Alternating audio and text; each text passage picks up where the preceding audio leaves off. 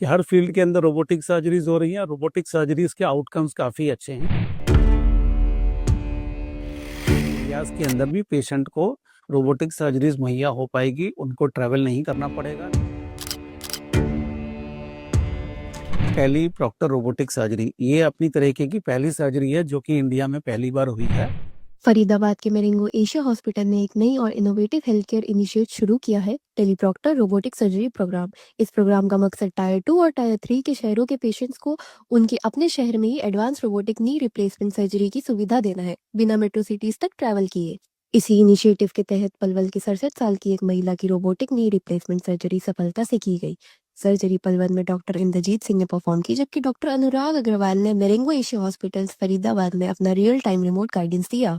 टेलीप्रॉक्टरिंग technology के जरिए experience robotic surgeons दूर बैठे ही सर्जरी को मॉनिटर और गाइड कर सकते हैं, जिससे सर्जरी की एक्यूरेसी बढ़ती है, पेशेंट सेफ्टी इंप्रूव होती है, लोकल सर्जन्स को एडवांस रोबोटिक ट्रेनिंग मिलती है और पेशेंट्स का ट्रैवल और ट्रीटमेंट कॉस्ट कम होता है। मेरेंगो एशिया हॉस्पिटल्स फरीदाबाद देश का पहला हॉस्पिटल है जिसने रोबोटिक नी रिप्लेसमेंट के लिए टेलीप्रॉक्टरिंग सर्विस शुरू की है। डॉक्टर अनुराग अग्रवाल के अनुसार टेलीप्रॉक्टरिंग रोबोटिक सर्जरी ट्रेनिंग और प्रैक्टिकल एक्सपर्टीज के बीच का गैप दूर करती है, जिससे सर्जन्स को कॉन्फिडेंस और पेशेंट्स आउटकम दोनों बेटर होते हैं। फैसिलिटी डॉक्टर नवनीत सिंह छाबड़ा ने कहा है कि हॉस्पिटल का विजन एडवांस और वर्ल्ड क्लास हेल्थ केयर को टायर 2 और टायर 3 सिटीज तक पहुंचाना है। पलवल के orthopaedic surgeon doctor Indrajit Singh ने इसी एडवांस ऑर्थोपेडिक केयर को मेट्रो सिटीज से बाहर एक्सेसिबल बनाने की दिशा में एक बड़ा कदम बताया।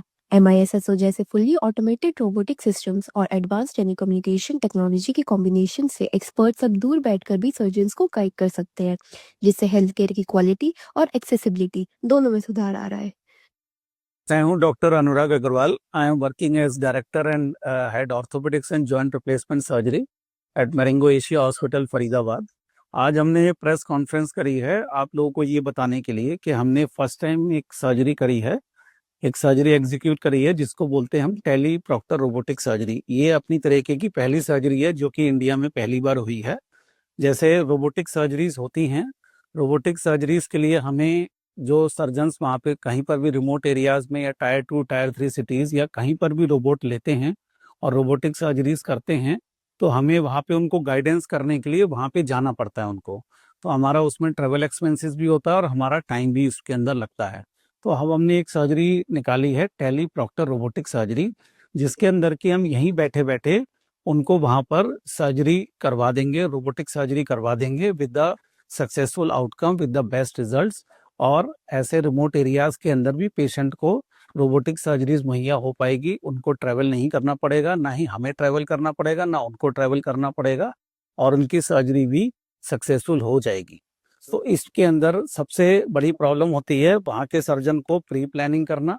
सबसे पहले प्लानिंग करना होता है उनको, वो डिफिकल्ट होता है करने के लिए, वो हम यहीं से करके देंगे उनको। सेकंड होता है कि वहाँ पर उनको गैप बैलेंसिंग करना।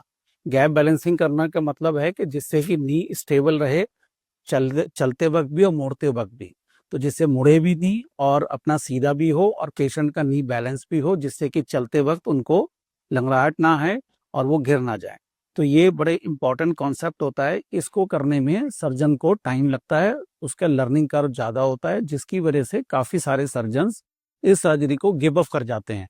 तो उसी के लिए हमको वहाँ पे जाना पड़ता है। तो यही अब हम यहाँ से टेलीप्रॉक्टर सर्जरी से उनको गाइड करके ये सारे जो शॉर्ट कमिंग्स हैं इनको हम दूर कर देंगे और वो वहाँ पे अपना सर्जरी सक्सेसफुल कर पाएंगे। इसके अंदर जो ये पेशेंट थे इनको एडवांस ऑस्टियोआर्थराइटिस नीज था, इनको वेरस डिफॉर्मिटीज थी, पेशेंट को चलने में प्रॉब्लम थी, चलने में काफ़ी दर्द होता था और चलते हुए लिंपिंग थी इन पेशेंट्स को। और इन पेशेंट्स को हमने रोबोटिक सर्जरी द्वारा टेली रोबोटिक सर्जरी करी। एक एक के अंदर हॉस्पिटल में ही करी हमने सर्जरी, जिसके अंदर कि मैं अपने लॉन्च में था, ओपीडी में था, और वहाँ से हमने सर्जरी एग्जीक्यूट करी मैंने। दूसरी सर्जरी मैंने पलवल में करी।